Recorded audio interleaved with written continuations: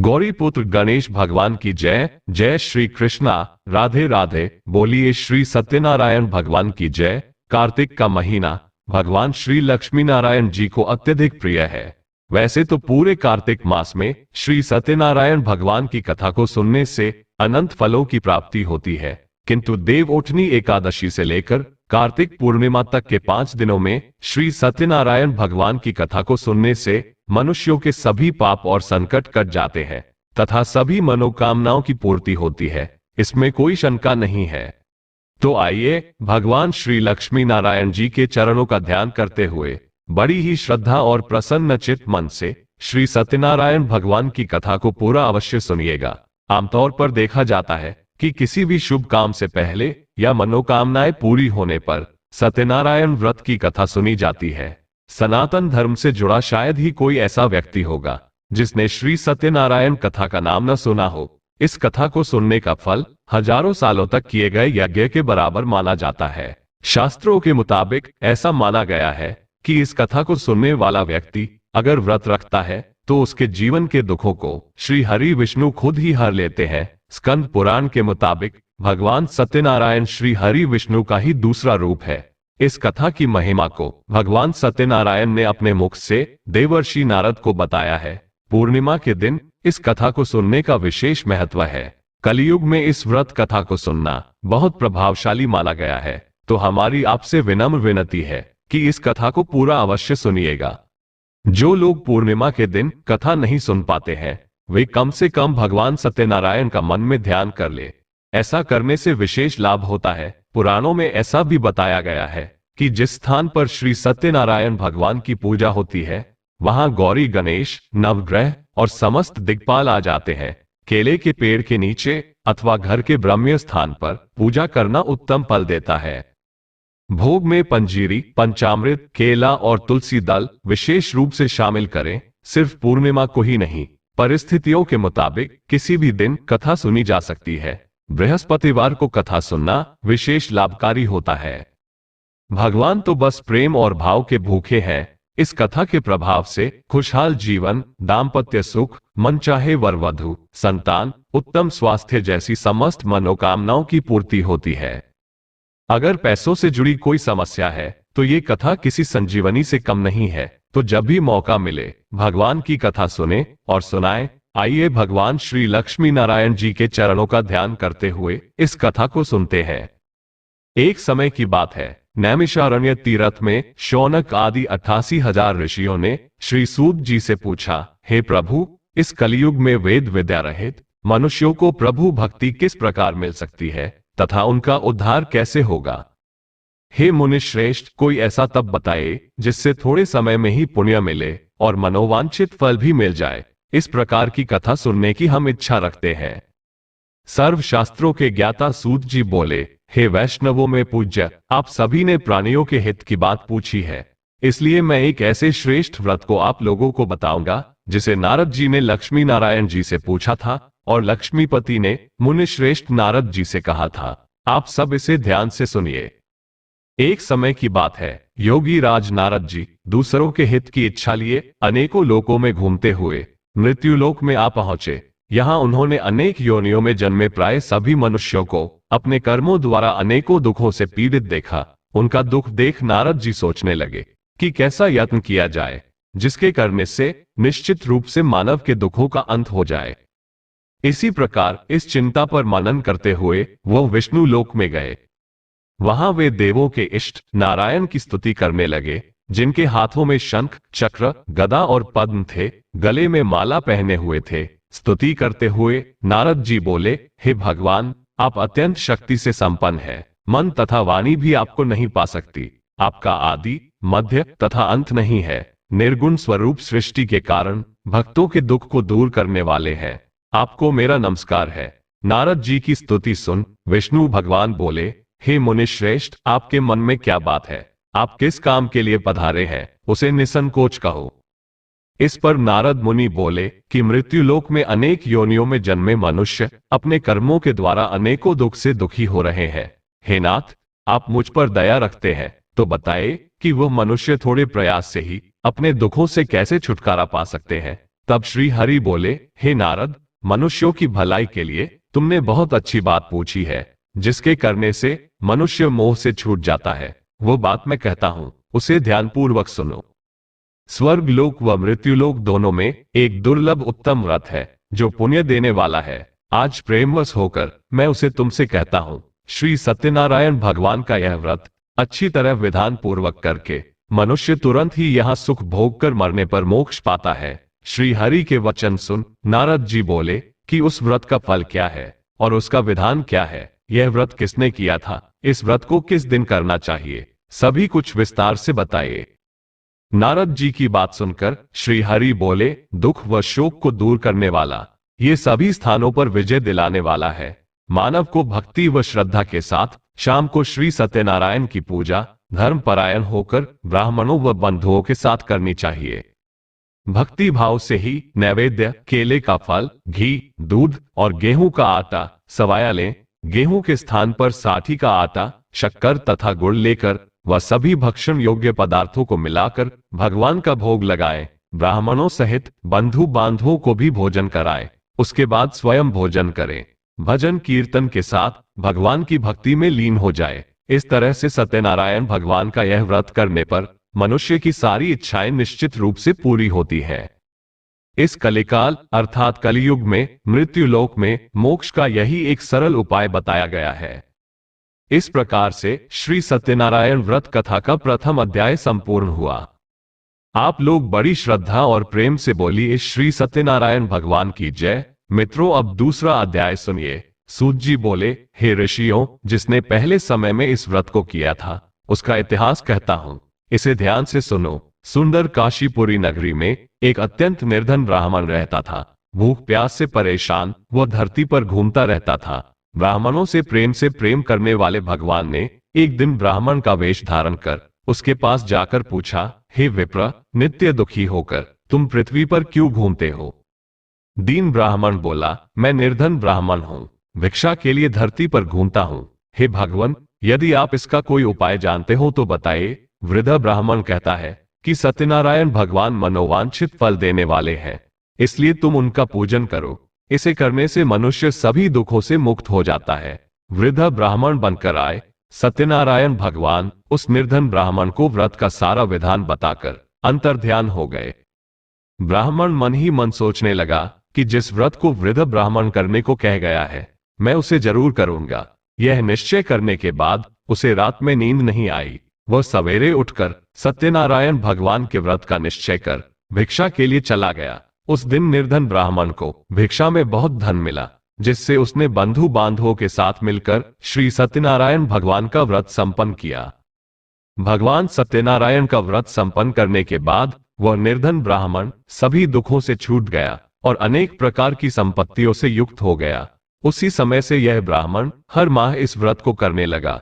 इस तरह से सत्यनारायण भगवान के व्रत को जो मनुष्य करेगा वो सभी प्रकार के पापों से छूटकर मोक्ष को प्राप्त होगा। जो मनुष्य इस व्रत को करेगा वह भी दुखों से मुक्त हो जाएगा। सूत जी बोले कि इस तरह से नारद जी से नारायण जी का कहा हुआ श्री सत्यनारायण व्रत को मैंने तुमसे कहा। हे विप्रो, मैं अब और क्या कहूं? ऋषि बोले, हे मुनिवा, संसार में उस विप्र से सुनकर और किस किस ने व्रत को किया, हम सब इस बात को सुनना चाहते हैं। इसके लिए हमारे मन में श्रद्धा का भाव है। सूत जी बोले, हे मुनियों, जिसने इस व्रत को किया है वो सब सुनो। एक समय वही विप्र धन व ऐश्वर्य के अनुसार अपने बंधु बांधवों के साथ इस व्रत को करने को तैयार हुआ। उसी समय एक लकड़ी बेचने वाला बूढ़ा आदमी आया और लकड़ियां बाहर रखकर अंदर ब्राह्मणों के घर में गया। प्यास से दुखी वह लकड़हारा उनको व्रत करते देख विप्र को नमस्कार कर पूछने लगा कि आप ये क्या कर रहे हैं तथा इसे करने से क्या फल मिलेगा, कृपा मुझे भी बताइए।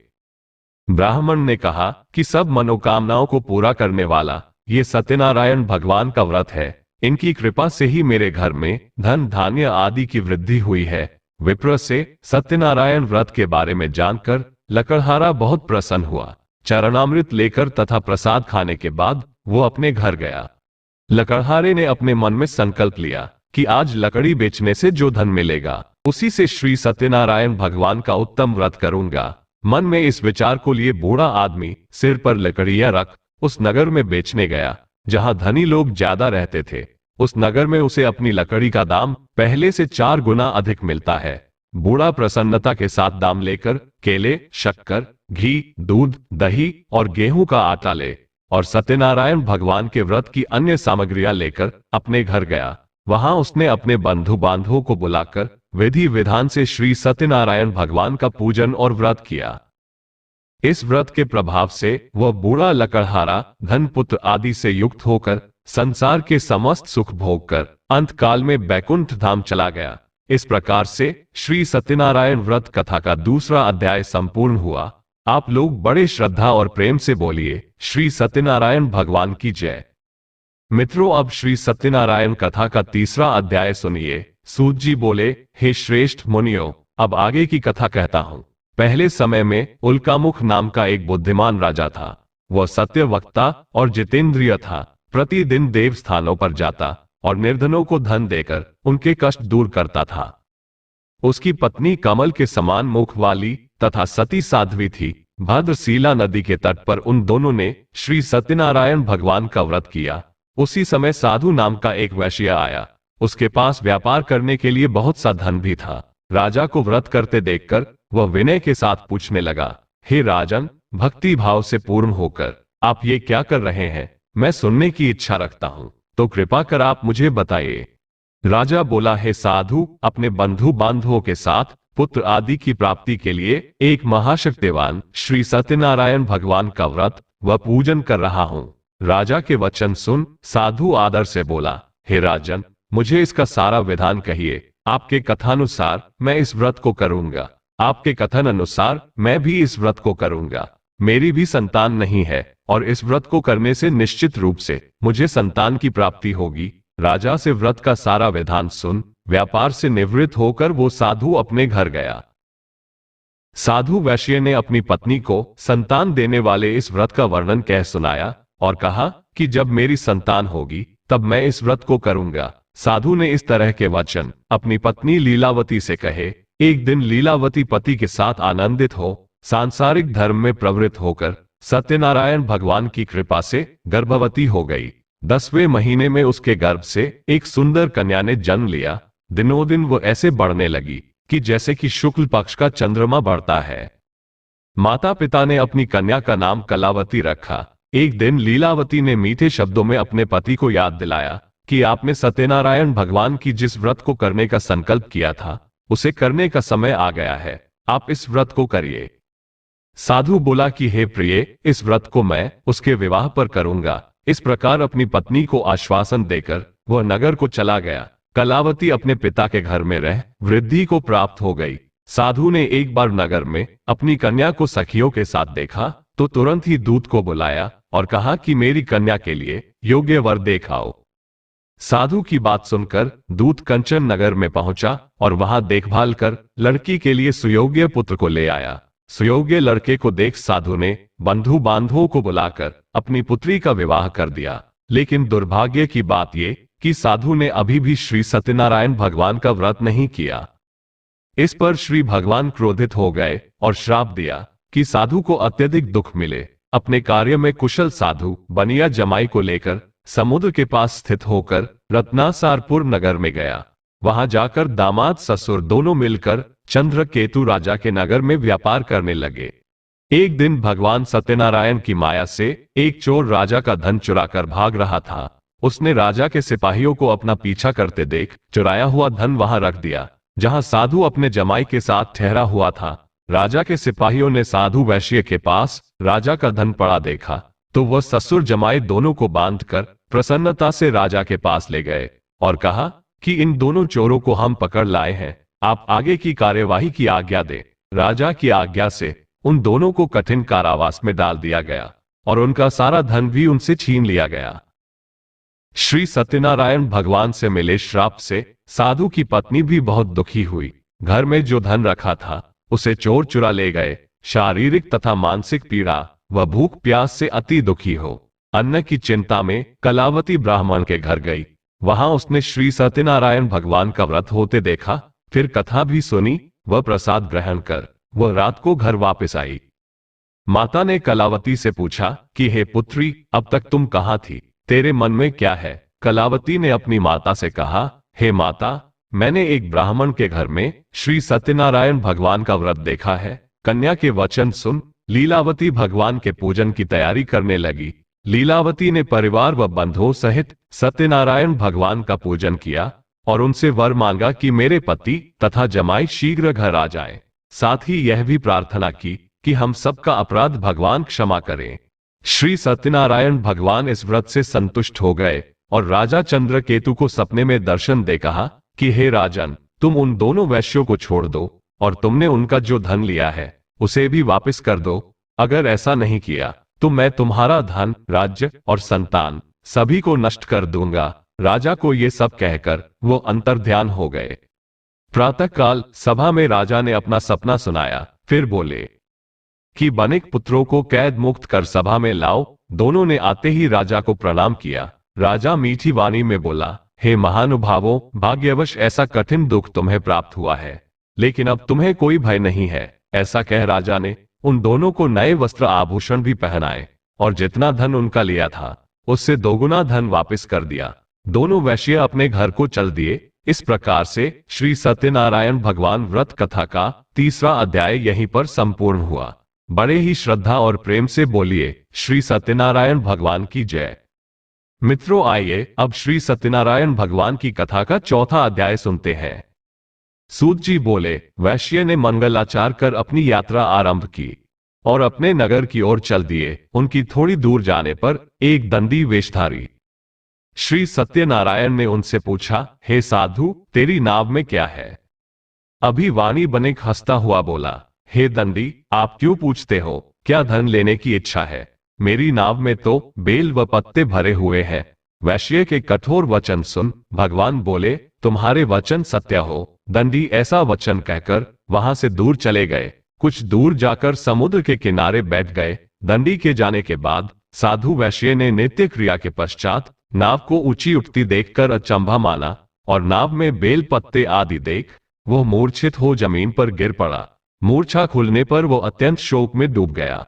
तब उसका दामाद बोला कि आप शोक न मनाएं, ये दंडी का श्राप है, इसलिए हमें उनकी शरण में जाना चाहिए, तभी हमारी मनोकामना पूरी होगी। दामाद की बात सुनकर वह दंडी के पास पहुंचा और अत्यंत भक्ति भाव से नमस्कार करके बोला, मैंने आपसे जो असत्य वचन कहे थे उनके लिए मुझे क्षमा कर दे। ऐसा कहकर महान शोकातुर हो रोने लगा। तब दंडी भगवान बोले, हे बनिक पुत्र, मेरी आज्ञा से बार बार तुझे दुख प्राप्त हुआ है, तू मेरी पूजा से विमुख हुआ। साधु बोला, हे भगवान, आपकी माया से ब्रह्मा आदि देवता भी आपके रूप को नहीं जानते हैं, तब मैं अज्ञानी कैसे जान सकता हूँ? आप प्रसन्न हो जाए, अब मैं सामर्थ्य के अनुसार आपकी पूजा करूंगा। मेरी रक्षा करो और पहले के समान नाव में धन भर दो। साधु वैश्य के भक्ति पूर्वक वचन सुनकर भगवान प्रसन्न हो गए और उसकी इच्छा अनुसार वरदान देकर अंतर्ध्यान हो गए। ससुर जमाई जब नाव पर आए तो नाव धन से भरी हुई थी। फिर वहीं पर अपने अन्य साथियों के साथ सत्यनारायण भगवान का पूजन कर अपने नगर को चल दिए। जब नगर के नजदीक पहुंचे तो दूत को घर पर खबर करने के लिए भेज दिया। दूत साधु की पत्नी को प्रणाम कर कहता है कि मालिक अपने दामाद सहित नगर के निकट आ गए हैं। दूत की बात सुन साधु की पत्नी लीलावती ने बड़े हर्ष के साथ सत्यनारायण भगवान का पूजन कर अपनी पुत्री कलावती से कहा कि मैं अपने पति के दर्शन को जाती हूँ, तू कार्य पूर्ण कर शीघ्र आ जा। माता के ऐसे वचन सुन कलावती जल्दी से प्रसाद छोड़ अपने पति के पास चली गई। प्रसाद की अवज्ञा के कारण श्री सत्यनारायण भगवान रुष्ट हो गए और नाव सहित उसके पति को पानी में डुबो दिया। कलावती अपने पति को वहां न पाकर रोती हुई जमीन पर गिर गई। नाव को डूबा हुआ देख वह कन्या को रोता हुआ देख साधु दुखी होकर बोला कि हे प्रभु, मुझसे तथा मेरे परिवार से जो भूल हुई है उसे क्षमा करें। साधु के दीन वचन सुनकर श्री सत्यनारायण भगवान प्रसन्न हो गए और आकाशवाणी हुई, हे साधु, तेरी कन्या मेरे प्रसाद को छोड़कर आई है, इसलिए उसका पति अदृश्य हो गया है। यदि वह घर जाकर प्रसाद खाकर लौटती है तो इसे इसका पति अवश्य मिलेगा। ऐसी आकाशवाणी सुन कलावती घर पहुंचकर प्रसाद खाती है और फिर आकर अपने पति के दर्शन करती है। इसके बाद साधु अपने बंधु बांधवों सहित श्री सत्यनारायण भगवान का विधि विधान से पूजन करता है इस लोक का सुख भोग वह अंत में स्वर्ग जाता है। इस प्रकार से श्री सत्यनारायण भगवान व्रत कथा का चतुर्थ अध्याय संपूर्ण हुआ। बड़े ही श्रद्धा और प्रेम से बोलिए श्री सत्यनारायण भगवान की जय। आइए अब श्री सत्यनारायण भगवान की कथा का 5वां अध्याय सुनते हैं। सूत जी बोले, हे ऋषियों, मैं और भी एक कथा सुनाता हूं, उसे भी ध्यानपूर्वक सुनो। प्रजापालन में लीन तुंगध्वज नाम का एक राजा था। उसने भी भगवान का प्रसाद त्याग कर बहुत ही दुख सहन किया। एक बार वन में जाकर वन्य पशुओं को मारकर वो बड़ के पेड़ के नीचे आया। वहां उसने ग्वालों को भक्ति भाव से अपने बंधुओं सहित सत्यनारायण भगवान का पूजन करते देखा। अभिमानवश राजा ने उन्हें देखकर भी पूजा स्थान में नहीं गया और न ही उसने भगवान को नमस्कार किया। ग्वालों ने राजा को प्रसाद दिया, लेकिन उसने वह प्रसाद नहीं खाया और प्रसाद को वहीं छोड़ वह अपने नगर को चला गया। जब नगर में वह पहुंचा तो वहां सब कुछ तहस नहस हुआ पाया, तो वह शीघ्र ही समझ गया कि ये सब भगवान ने ही किया है। वह दोबारा ग्वालों के पास पहुंचा और विधि पूर्वक पूजा करके प्रसाद खाया, तो श्री सत्यनारायण भगवान की कृपा से सब कुछ पहले जैसा हो गया। दीर्घकाल तक सुख भोगने के बाद मरणोपरांत उसे स्वर्ग लोक की प्राप्ति हुई। जो मनुष्य परम दुर्लभ इस व्रत को करेगा तो भगवान सत्यनारायण की अनुकंपा से उसे धन धान्य की प्राप्ति होगी, निर्धन धनी हो जाता है और भय मुक्त हो जीवन जीता है। संतानहीन मनुष्य को संतान सुख मिलता है और सारे मनोरथ पूर्ण होने पर मानव अंत काल में बैकुंठ धाम को जाता है।